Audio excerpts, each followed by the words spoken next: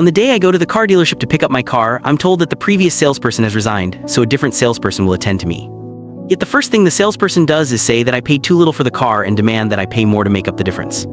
The other salesperson is truly an idiot. How could he sell a car for $300,000 in cash? It's no wonder he got chewed out and quit. If you want to take the car, you'll have to switch to a 5-year loan with an interest rate of 12%. I'm rendered speechless as he blatantly tries to extort me. I've already paid and signed the sales contract. You're breaching the contract.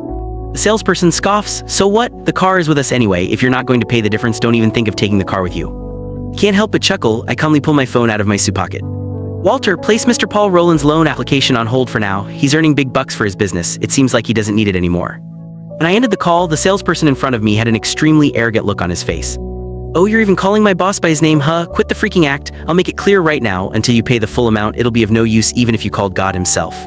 He pulled out a sales contract he had prepared ahead of time from his folder, outlining the loan and payment terms. Then he slammed it down hard on the table. Here you go, it's written in black and white, a 5-year loan and an interest rate of 12%. Sign it and you'll be able to drive off with the car right away.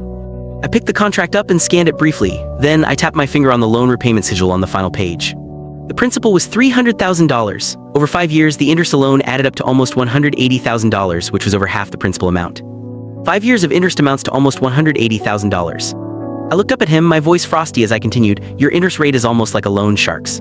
Upon hearing that, not only did the salesperson remain calm, but he also let out a mocking laugh, crossing his arms. Loan shark, what do you even know about the law? This is a proper contract, everything's laid out clearly and agreed to voluntarily. How is this anything like a loan shark's terms? We've been running this car dealership for years. Did you think that we're afraid of you taking us to court?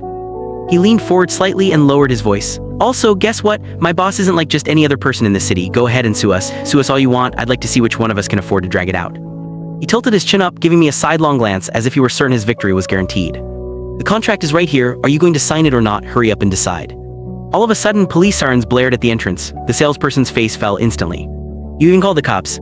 I turned to look out the door, completely ignoring him. A young police officer, Philip Warren, led his team into the showroom, scanning the entire place. What's going on? Who called the cops? He asked. I watched the salesperson calmly, not rushing to respond to Officer Warren. He gritted his teeth, then put on an ingratiating look. I'm sorry to trouble you with coming all the way here, Officer Warren. It's just a minor misunderstanding. This customer wanted to pick up his car, but the paperwork is incomplete. We were in the midst of negotiation.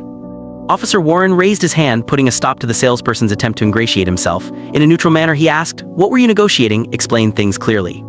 Hear me out. The salesperson pointed at me with a completely helpless expression and said, this man came and made a reservation for a car before, but he didn't sign a contract at the time to finalize the sale. Yet he now insists on taking the car. He's putting us in a tight spot as well. I finally spoke up, my voice calm. Officer Warren, I paid $300,000 in cash and signed a contract in black and white. Click the link on the homepage to watch the full follow-up for free.